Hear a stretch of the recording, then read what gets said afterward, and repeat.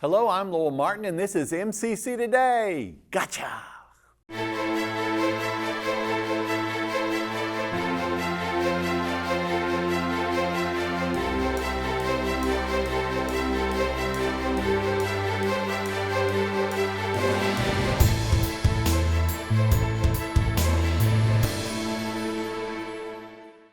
On today's show, we have Curtis Beckman, LaShundra Grady, and Oriona Walker. You need to watch this.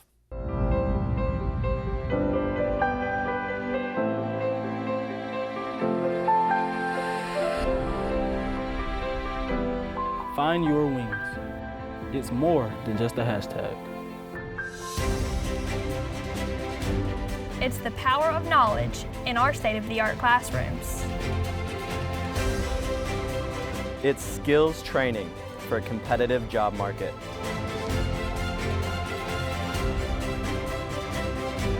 It's the best nursing program in the state. It's home runs, buzzer beaters, and the thrill of victory. And MCC walks it off. It's not just a hashtag. How do I know? Because I found my wings.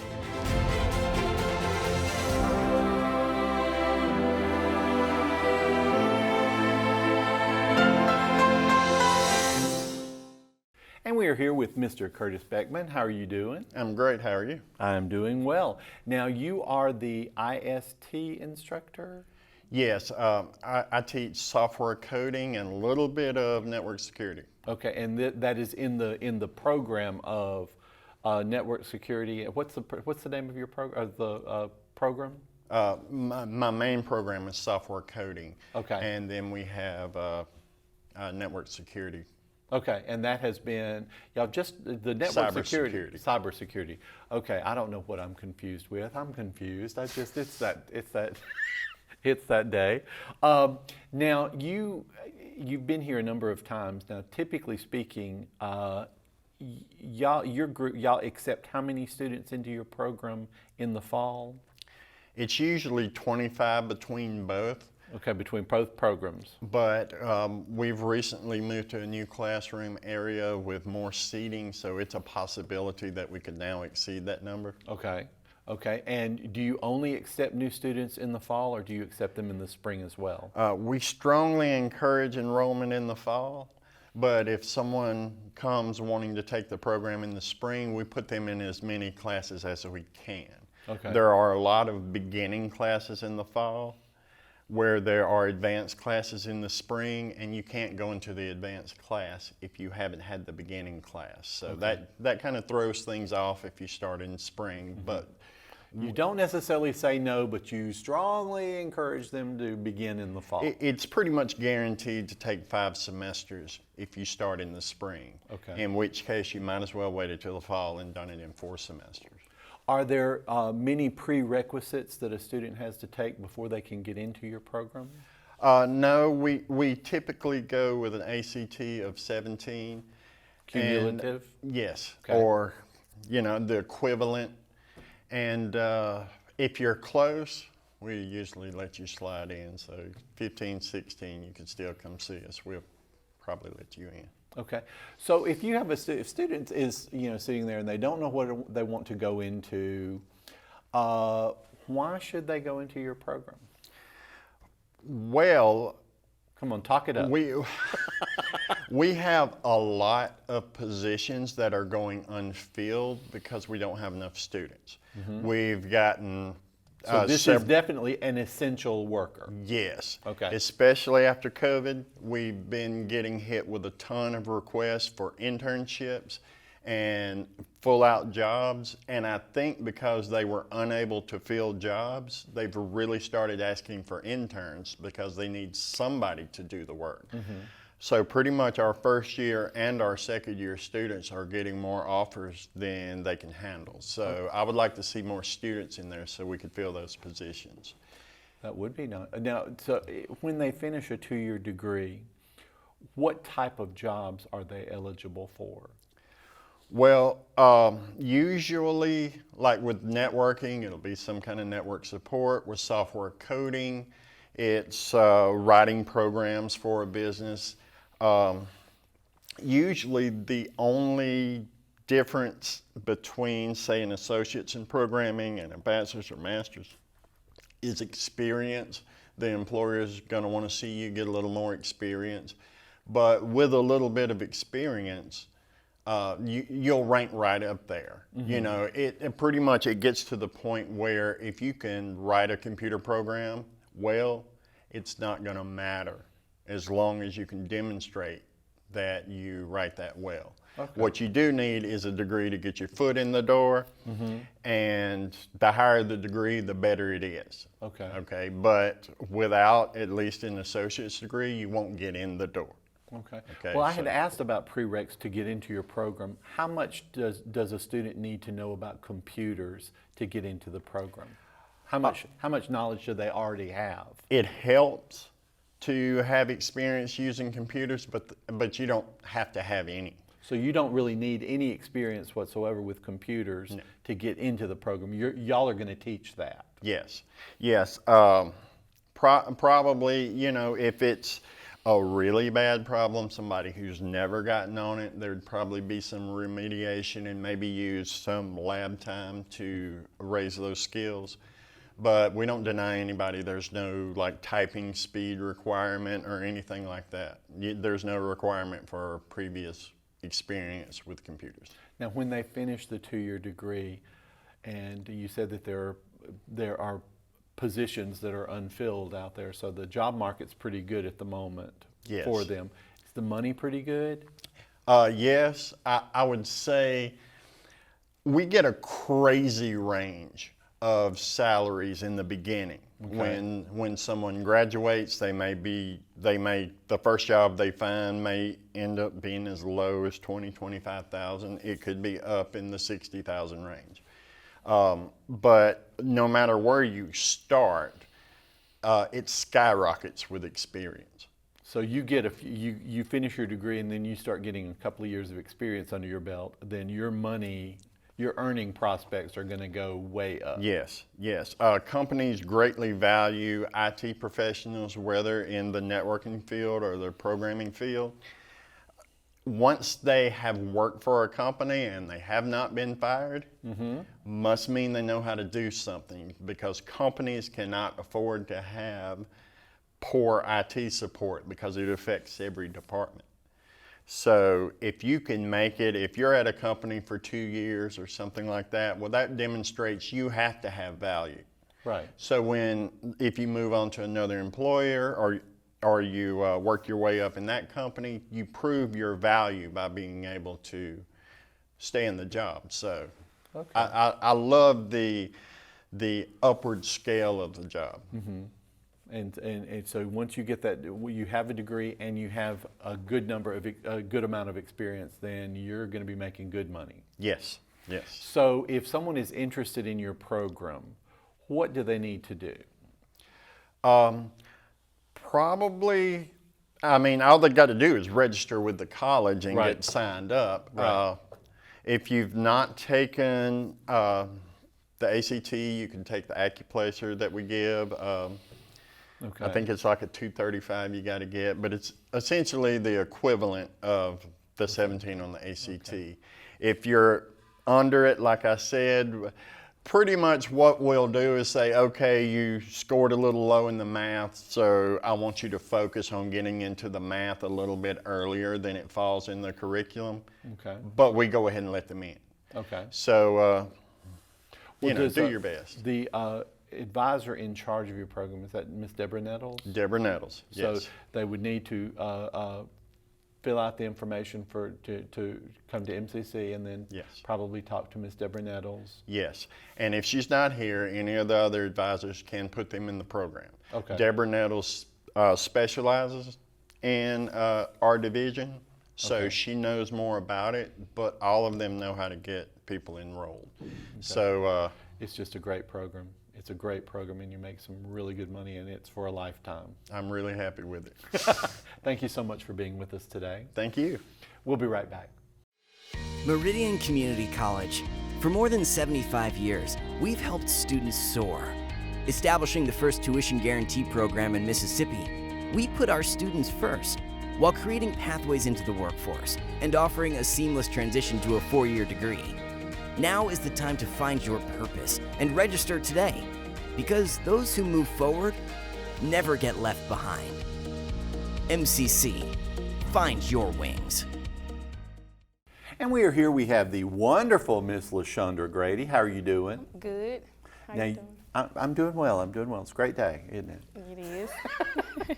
You are the Support Services Coordinator for Meridian Community College, correct? Correct. How long have you been doing that? For a year and a half. Oh my, oh my. Okay, so what exactly does that mean? What do you do? The support service coordinator, I support the service for the students. We have the food pantry, which is open to everyone. The book loan program, I do know that most books are e-books now, but we do still have the hard copy. And also counseling referring. And counseling referring, just say, for example, if you're having some issues, you can come in and talk to me, and if I see that you need some other resource, I will reach out to other resources. And you know, sometimes we have students, you know, who we find out that they aren't coming to class or they've missed class for a number of reasons, and it could be, you know, I just don't have any food at home, or I don't have any, you know, I'm walking to school, or you know, I think in the past you've even given out gas cards, you know, depending on availability. Yes. Am I correct? Correct. Okay. Okay, so I don't think at the moment we have any. Not at the moment. Okay, but you know, sometimes, you know, the services that you provide can help the student stay in school. Correct. Which is what we want to do, is anything within our power to help them stay in school. That's correct. Now the food pantry, where do you get the food from? Normally, I get the food from donations from the instructors and the students. Students give back to the food pantry too. Okay, and if someone comes by and says, I need some food, or let me rephrase that. How do they go about taking advantage of the food? Well, normally pantry? they'll reach out to their instructor. And Okay. say if they're having a problem, they'll reach out to their instructor, and the instructor will reach out to me, and then I'll reach back out to the student, and the student will come in and tell me if it's a household with 5 people, I'll do a food bag for them, and it'll be enough for the 5 individuals. Okay, and as you said before, this is really open to anybody. Yeah, correct. So if anybody needs this service, whether they're a student or not, they can come they can to take my advantage office. of it. Okay, okay. And now the books, and you had said before that, I mean, we're going to ebooks, and we've used them primarily ebooks, but occasionally I do have students that come in, even though they have an ebook, because some students don't like ebooks. Right. And when they come in and see that I have a hard copy, I loan them a hard copy of the book. So that we're using ebooks, but if there's a hard copy of that particular book, you allow them to use it. Correct. For that semester. Correct. And now they have to return it. Yes, they have to return it. That is an important thing. They have to return the book. They have to bring it back.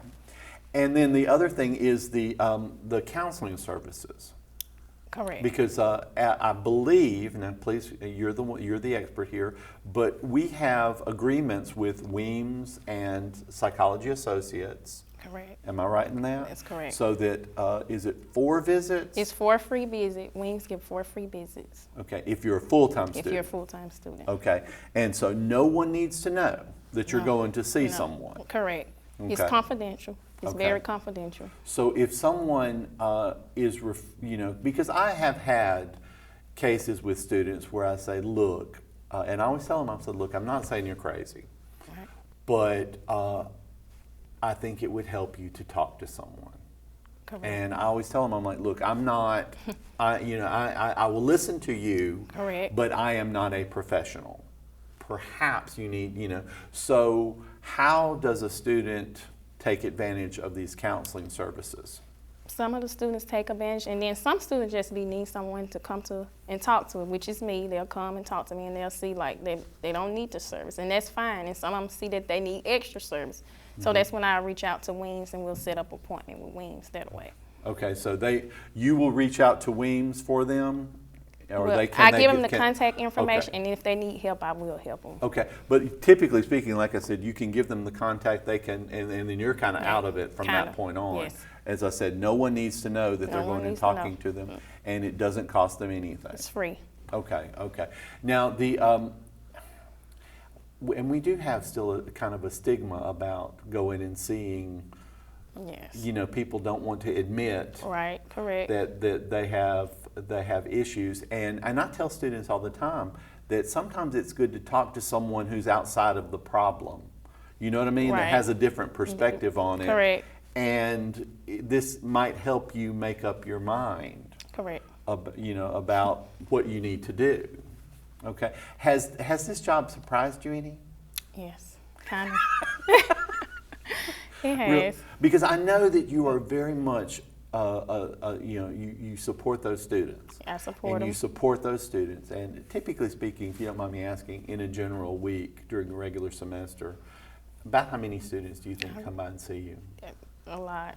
I'm not going to give a specific Right, number, but right, a lot. but, It's a you know, lot. You are part of, you know, as we are trying to make sure that students stay in school, and you're a very vital part of that. Correct. That when I was coming here 48 million years ago, we did not have. Really? Unfortunately. What would you like? Would you like to see us expand some of the services that we offer? Do you think that might be possible in the future? Yes. What We're do you- actually expanding. Some of them, we get Really? more funding. You heard it here first, folks. Yeah. Okay. We get more funding, so we're available to do more for Okay. the students. I will Okay. say that. Okay. Can you say what kind of stuff we'll be able to do, or you don't want to say yet? Not right. Just not right now. Okay. And as I said, I will tell you that how important when we were able to give gas cards out before, that there were a couple of my students that said this is what kept them in school. Correct. Because they did not have enough money for gas to come to school, and that in itself helped them. Well, I will say this, we've been able to help more students with gas gift cards. Excellent. Through more funding. Excellent. Okay. Okay. Well, now, if a student needs you, if a student needs to, you know, take advantage of the services you provide, how can they get in touch with you? They can come to my office, which is located in Smith 104A. Okay. They can email me at lgrady3@meridiancc.edu, or they can give me a phone call at 601-484-8836. Thank you so much for being here today. You're welcome. Okay. We'll be right back. Not essential. Never let anyone tell you that again. Never doubt your abilities to make a difference. How do I know this about you? Because I'm a teacher. I am the one who will push you harder and farther than you could have ever imagined. Teach you things that you never thought possible. And if you will give me 100%, then I will stand shoulder to shoulder with you, and together we will change your future. MCC, find your wings. And we are here with Mr. Oriona Walker. How are you doing today? I'm doing all right. How about yourself? I'm doing well. I'm That's doing good. well. Now, you work in our adult basic education department. What's your title? I am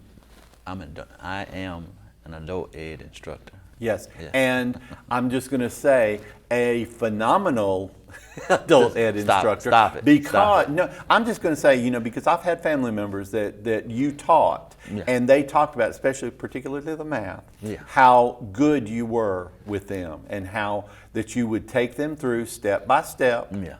What they needed to learn, Yeah. and build on that until they got to where they needed to be to pass and get the high school equivalency. And I'm going to say you were just phenomenal in that. I guess because I understand how math can be, how challenging it can be, and I just try to help people along as I would want someone to help me along. So I can understand how challenging it can be. So I try to be as patient as possible to try to help them get through. Well, and the thing with the adult basic education area is that you get people at all different levels. Yes. You know, there are people who just need a little polishing off to get through the high school equivalency. There are people you have to take from the very first of the first. Yes. Okay. We do have some students that come in at the literacy level where you do have to teach them the alphabets and phonics and different things like that. And y'all teach it all? Yes. Okay, Yes. Is there a certain number of students that you're limited to as far as taking in, each time you take in a group of students? We don't usually set a number on it because we usually, if we have to make some space one way or another, we try to do our best to get the students in. And we need to bring chairs from another room, get tables from another room. We have a room that we can expand if we need to move the wall, and in some kind of way we do our best to accommodate all of our students. And I'm just going to say that sometimes you've got students who are very dedicated to be there weekly, and sometimes you've got students who might be a little haphazard in their, and I'm not knocking it because things happen, and sometimes you're working and sometimes you're doing things, but sometimes what you're doing is sometimes it's not just a weekly thing. Sometimes, you have to make exceptions or make, because what you do, and this is why I'm so impressed with y'all just handle it each individual on what do you need, how can we get you to this point. Yeah, and that's what I try to communicate. That's what we try to communicate to our students. If you have a problem, talk to us. Yes. And a lot of times students, they'll just disappear instead of just coming to you and saying, hey, this happened or that happened. Is this something we can do? Because usually we can try to find some kind of workaround to help that individual, even if it's okay, take a month off and come back and then we'll pick up, or there's a number of things that we can try to do. Hey, let's transition you from in the class to online work. But usually we try to do our best, like you said, to deal with each individual to try to accommodate them. So you offer both in the classroom, traditional, and online? That's right. Okay. Since the pandemic, lots of things changed. Yeah, since it kind of came through, we had to figure out a way to have students work from home, and we're still using those tools that we have now. So if a student wants to be in the class, they can be in the class. They want to kind of be hybrid, we can do that. Or if they want to go full online, we can also do that. Well, if they want to be in the classroom, do you have what's the time frame? Are you in class 5 days a week, 4 days a week, days, nights? How do y'all do that? It kind of depends. If you're in the daytime, more than likely you're going to be there Monday through Thursday. If you come at night, we only provide the night class on Mondays and Wednesdays. Okay. My afternoon class usually runs Monday through Wednesdays. Okay. And so with the night class, Mondays and Wednesdays, what's the time for that? We say from 4:30 to 8:30. Okay. But we usually start a little bit later. We usually hold about 2.5, 3 hours. Okay. Yeah, because we understand, especially at night, a lot of people work in the daytime, and they're trying to make it there to class. So we usually kind of really hold off starting until a little later on. Okay. Yeah. Okay. And now, if a student is interested, or if a person is interested in going through adult basic education and getting their high school equivalency, what do they need to do?